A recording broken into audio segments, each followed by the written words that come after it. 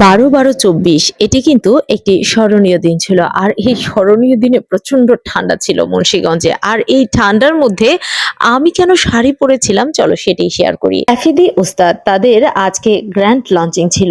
এই স্মরণীয় দিনটিকে তারা আরো বেশি স্মরণ করে রেখেছে। আর আমিও স্মরণ করার জন্য কিন্তু সুন্দর একটি শাড়ি পরে চলে গিয়েছিলাম। প্রথমেই তাদের যেই ঢোকার যে প্রবেশপত্র রয়েছে সেটি কিন্তু অস্থির ছিল এবং তারা যেভাবে অভ্যর্থনা জানিয়েছে সেটি কিন্তু খুব ভালো লেগেছে আমার।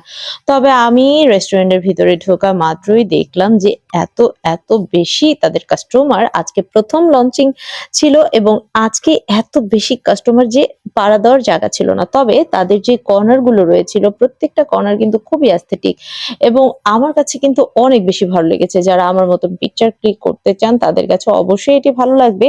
আর তাদের যেই এই ক্যাফে দি ওস্তাদ যে রেস্টুরেন্টটি রয়েছে সেই স্থানটিও কিন্তু একেবারে অনেক সুন্দর একটি প্লেসে রয়েছে। চলো আমি তোমাদেরকে প্লেসটি বলে দিই। মুক্তারপুর থেকে এসে সরাসরি যে পাম্প রয়েছে পাম্পের ঠিক উল্টো পাশেই যে বিল্ডিংটি রয়েছে, বড় বিল্ডিংটির নাম ভুলে গিয়েছি। তো এটার ঠিক দোতলায় কিন্তু ক্যাফে দি ওস্তাদ, নিচ থেকে এবং অনেক দূর থেকে দেখা যায় তাদের এত সুন্দর যেই রেস্টুরেন্টটি ডেকোরেশন করা হয়েছে, সাইড থেকে আয়না মিরর করা, এই কারণে আসলে বাহির থেকেও খুব সুন্দর দেখা যায়। তাদের ডেকোরেশনটি খুবই আমার কাছে ভালো লেগেছে এবং আপনারা দেখতে পাচ্ছেন। আর এত বেশি রাশ ছিল প্রথম দিনই কি বলবো, হ্যাঁ, যে বলার বাহিরে।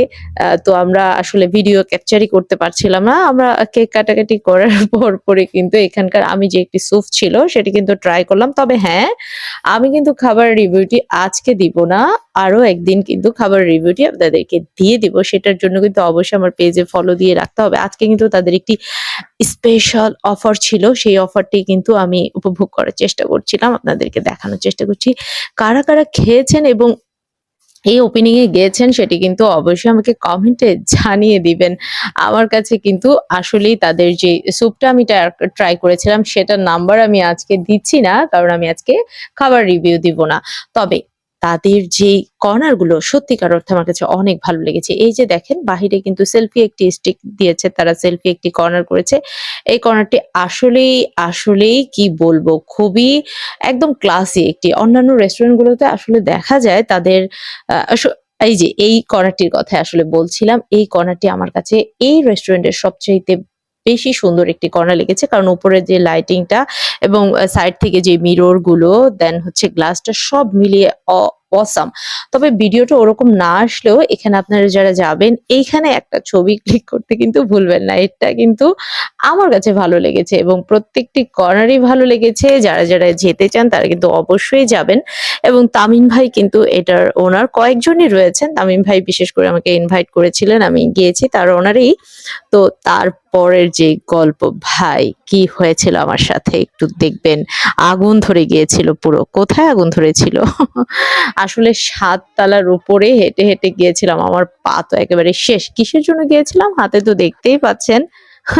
আমি কত চেষ্টা করে আসলে ফানুস ওড়ানো, তাদের এই পার্টটা কিন্তু আমার কাছে অনেক বেশি ভালো লেগেছে। তবে কষ্টও লেগেছে 7 তলার মধ্যে উঠে ফানুস ওড়ানো। ও মাই গড। তো আমার সাথে আমার ছোট বোনও গিয়েছিল, ও একটু ট্রাই করছিল ফানুস ওড়ানোর। যেহেতু বাইরে প্রচন্ড ঠান্ডা ছিল আমরা কিন্তু অনেকগুলো ফানুস নিয়ে এসেছিল তামিম ভাইরা। তবে এই ফানুসগুলো ওড়াতে কিন্তু আমাদের অনেক বেশি কষ্ট হয়েছে। দেখতেই পাচ্ছেন আমি শাড়ির মধ্যে শাড়ি পরে আসলে ছাদের মধ্যে কিভাবে যে হ্যান্ডেল করতেছিলাম, আমি শীতে একদম শেষ। তারপরও আসলে কথা আছে না যে যতই শীত লাগুক ফানুস ওড়ানো কিন্তু বাদ যাবে না। তো আমি কিন্তু উড়িয়ে ফেলেছিলাম। এখানে অনেক ভাইয়ারাও ছিল, আমি ছিলাম এবং সবচেয়ে মজার যে বিষয়টি, আমাদের যে ভাইয়ার ছোট্ট একটি মেয়ে আছে, ও কিন্তু অনেক বেশি এনজয় করেছিল। ওর কাছে অনেক বেশি ও এক্সাইটেড ছিল এই পুরো প্রোগ্রামটা নিয়ে। যাই হোক, এই যে আমাদের ছোট্ট বাবুনি, তোমাদের কাছে কেমন লেগেছে এবং এখানে কারা কারা গিয়েছো সবাই কিন্তু কমেন্টে আমাকে জানাতে ভুলবে না। Thanks for watching.